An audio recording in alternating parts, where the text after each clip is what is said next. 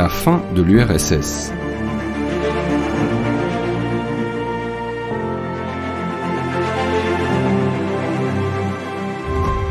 Bonjour à tous. Pendant plus de 40 ans, l'URSS s'oppose aux États-Unis dans le cadre de la guerre froide. Cette superpuissance, que l'on pensait solidement établie, va pourtant s'effondrer en l'espace de quelques années. Et c'est une vraie surprise pour le monde. On explique parfois cet événement par les réformes de Mikhaïl Gorbatchev. Mais comme on va le voir, il s'agit d'un processus un peu plus complexe et aux causes multiples. Et donc, pourquoi l'URSS disparaît-elle aussi soudainement ? Alors que les États-Unis sont fragilisés après leur défaite au Vietnam, les Soviétiques interviennent eux en Afghanistan en décembre 1979. Le but, c'est de soutenir un gouvernement communiste au pouvoir qui s'est installé l'année précédente, mais qui est fortement contesté par la population. Et rapidement, les Soviétiques, donc qui interviennent militairement, sont confrontés à une résistance importante de la part de combattants afghans, que l'on appelle des moudjahidines, qui mènent une guérilla active. Alors l'URSS a beaucoup de mal à contrôler le pays, un pays qui est très montagneux, ce qui favorise évidemment les embuscades. Et donc, les Soviétiques s'enlisent dans cette guerre, une guerre qui va participer à l'essor de groupes islamistes djihadistes, dont certains sont d'ailleurs soutenus par les États-Unis. Oui, à l'époque, on a là un nouveau terrain d'affrontement indirect contre l'ennemi soviétique, et c'est une logique assez classique de la guerre froide, les ennemis de mes ennemis sont mes amis. Et c'est comme ça que les États-Unis n'hésitent pas à armer, équiper, former des combattants islamistes, puisqu'ils affrontent l'URSS. Et c'est dans ce cadre-là qu'un riche jeune homme saoudien reçoit une formation militaire de la part de la CIA.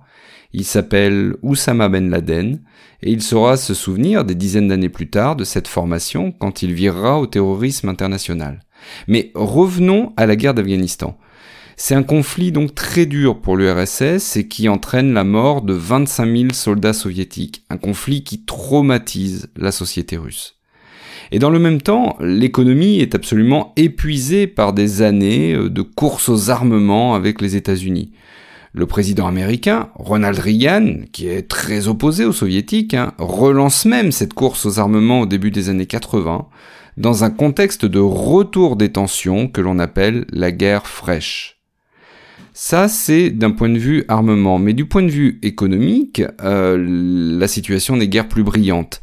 L'économie soviétique est totalement orientée vers l'industrie lourde, et ça, c'est depuis l'origine, aux dépens des industries de biens de consommation. En clair, elle ne répond pas aux attentes de la population qui connaît de sévères pénuries. Les supermarchés soviétiques sont vides ou remplis de marchandises immangeables, comme des courgettes en boîte. Et il y a des files d'attente interminables pour acheter les seuls produits intéressants qui sont proposés à la vente. À la tête du pays se succèdent deux hommes âgés, Andropov et Tchernenko, qui meurent l'un et l'autre après une année seulement de pouvoir. D'ailleurs, Reagan disait à ce sujet qu'il n'arrête pas de mourir. Finalement, en mars 1985, c'est Mikhaïl Gorbatchev, 55 ans, un jeune donc, qui est élu secrétaire général du Parti communiste de l'Union soviétique. Pour la première fois d'ailleurs de la guerre froide, le jeune est le soviétique, et le vieux c'est l'américain. Ronald Reagan a 20 ans de plus que lui. Alors deux mots peuvent caractériser Mikhaïl Gorbatchev. Il est réaliste sur l'état de l'URSS, et c'est aussi un réformateur. En clair, il veut sauver l'URSS, et pour cela prendre les mesures qui s'imposent.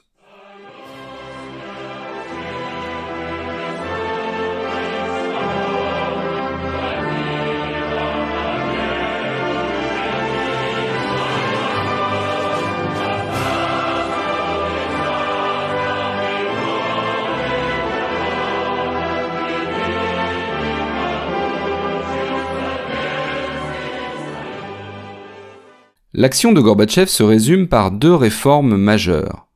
D'abord, la perestroïka, ce qui signifie restructuration, en clair, la restructuration de l'économie. Alors ça va passer d'abord par des réductions drastiques du budget de l'armée. Oui, l'enlisement en Afghanistan coûte très cher à l'URSS qui a de moins en moins les moyens d'être une superpuissance. Et donc Gorbatchev annonce des réductions importantes du budget militaire et le retrait d'Afghanistan.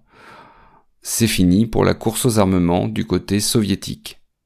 Par ailleurs, des priorités sont données pour développer davantage les industries de biens de consommation, plutôt que les industries lourdes. Enfin, et c'est d'ailleurs un peu, on sent l'influence du modèle chinois mis en place par Deng Xiaoping, l'URSS accepte l'arrivée de capitaux et d'investissements étrangers dans le pays. Alors évidemment, les États-Unis sont trop contents de marquer leur leadership économique dans ce contexte de guerre froide et ils s'engouffrent dans la brèche. Et très symboliquement, le premier McDonald's ouvre en Union soviétique à Moscou le 31 janvier 1990.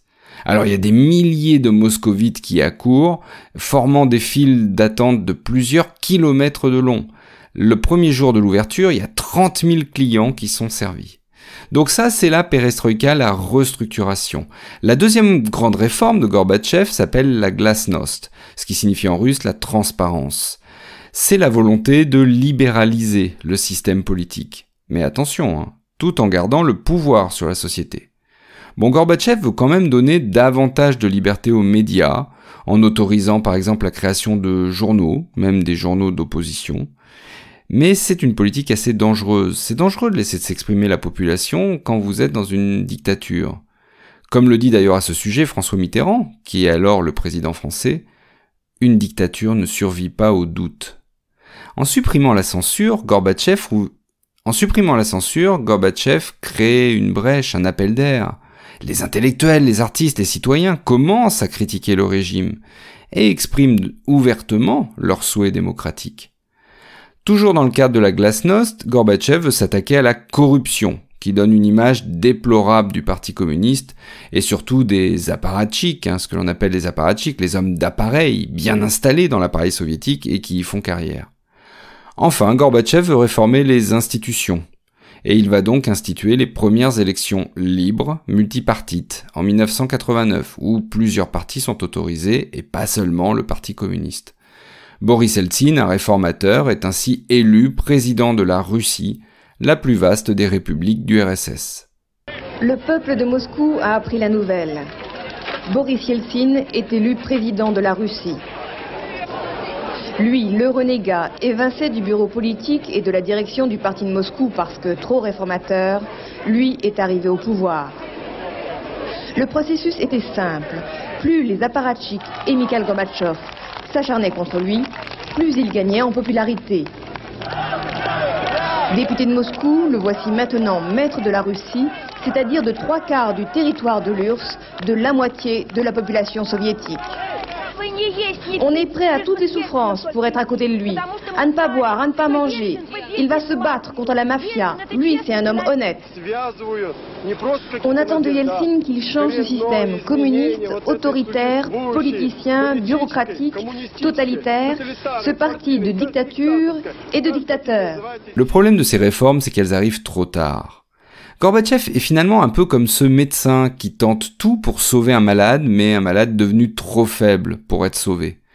L'URSS est totalement sclérosé politiquement et en quasi-faillite économique. Et un événement va le montrer aux yeux du monde entier. Cet événement a lieu en avril 1986 dans la République soviétique d'Ukraine. Le réacteur numéro 4 de la centrale nucléaire de Tchernobyl explose dans la nuit, créant la catastrophe nucléaire la plus grave que l'on ait pu connaître. Cet événement, et l'improvisation surtout des mesures d'urgence prises par l'URSS, révèlent au monde l'état de délabrement de l'économie soviétique. Et il contribue à fragiliser davantage le pouvoir en place. Des moyens colossaux sont investis afin de lutter contre la propagation de la radioactivité et contrôler cette catastrophe. Des moyens qui ne seront plus utilisés pour sauver l'Union soviétique. Par ailleurs, l'URSS contrôle de moins en moins ce qui se passe dans sa zone d'influence, dans les démocraties populaires d'Europe de l'Est. Alors Gorbatchev y est très populaire. Gorbatchev y est d'ailleurs très apprécié. On parle même de Gorbimania, une Gorbimania qui existe aussi d'ailleurs en Europe de l'Ouest. Mais il n'est pas du tout apprécié par les dirigeants communistes de ces États. Eux ne veulent pas suivre cette ligne politique réformatrice imposée par Moscou. Or, et c'est bien dommage pour eux, Gorbatchev arrive aussi avec une nouvelle doctrine en matière de politique extérieure. Désormais, il n'y a plus d'ingérence de l'URSS dans la politique des démocraties populaires. En clair, hors de question de maintenir un pouvoir par la force. On n'enverra pas les chars, comme on a pu le faire à Budapest en 1956 ou à Prague en 1968. Les dirigeants des démocraties populaires ne peuvent compter que sur eux-mêmes face à la colère des populations. Et ces populations s'aperçoivent donc rapidement que leurs chefs ne sont plus soutenus par l'URSS. Et là encore, ça crée un appel d'air. Tous les peuples d'Europe de l'Est, de plus en plus hostiles aux communistes, demandent une libéralisation, plus de liberté au système politique et l'établissement de démocratie. Et ce mouvement de contestation touche d'abord la Pologne. Alors en Pologne, on a une population très catholique, qui a toujours résisté au communisme, et qui est en plus encouragée par le nouveau pape, depuis 1978, un Polonais, le célèbre Jean-Paul II.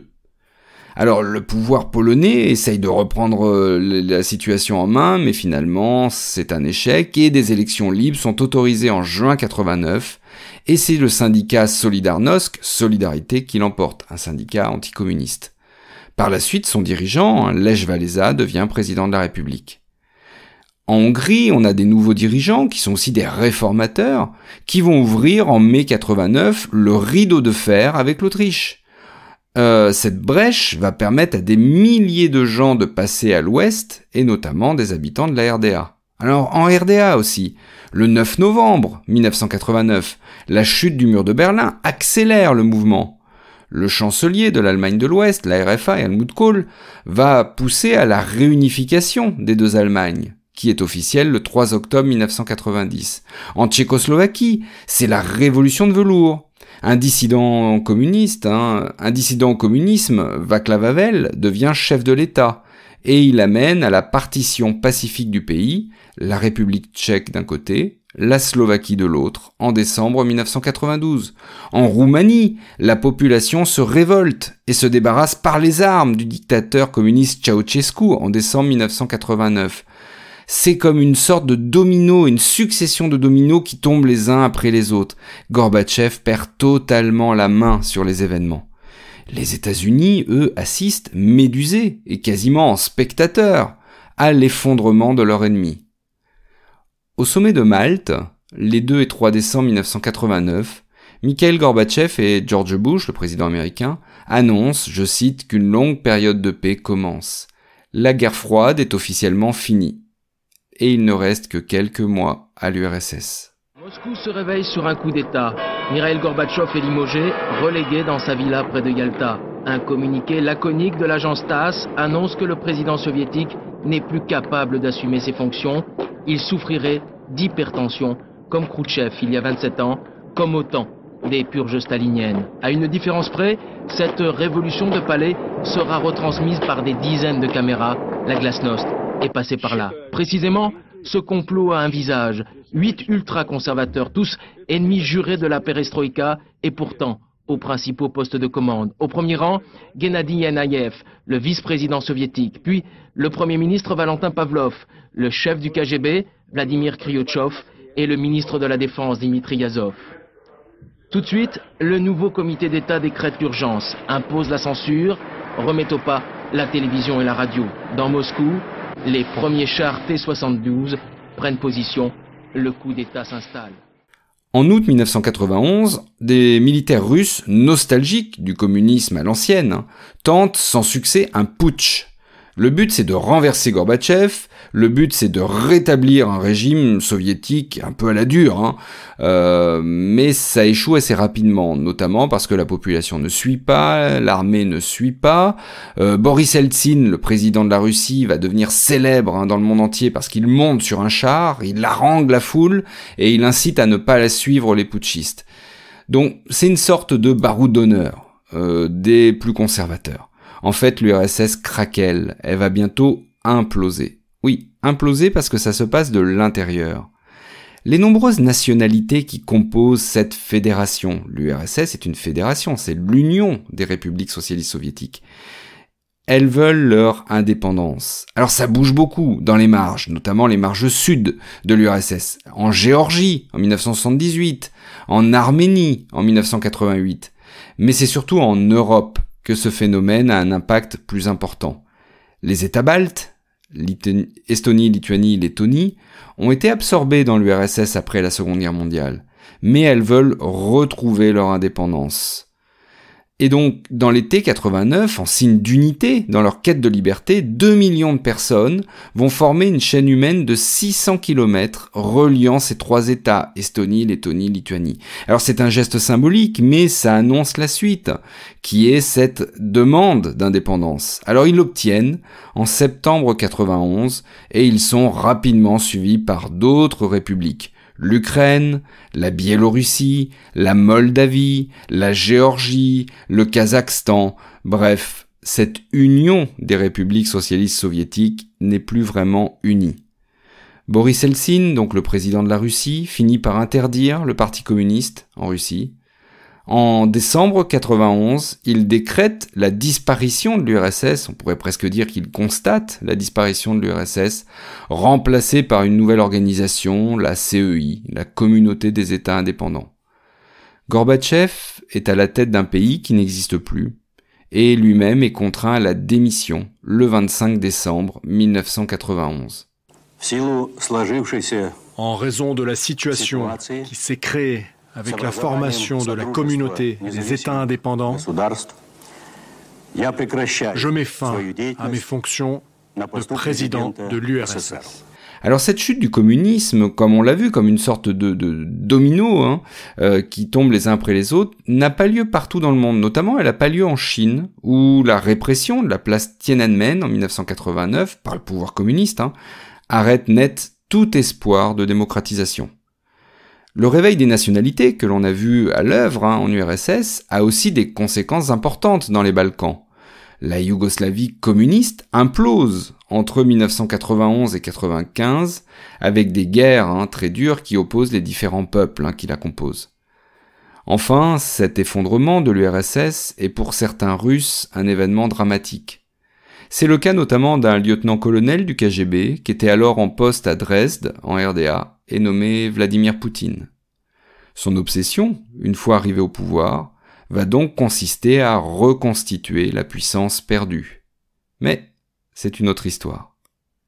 Merci d'avoir écouté jusqu'au bout cet épisode. Si vous l'avez aimé, n'hésitez pas à laisser une note sur Spotify, Apple Podcast, un petit commentaire aussi, ça fait plaisir et ça permet de rendre le podcast plus visible pour de nouveaux auditeurs. N'hésitez pas non plus à vous abonner au podcast afin de ne louper aucun nouvel épisode. Et à très bientôt pour une nouvelle page d'histoire.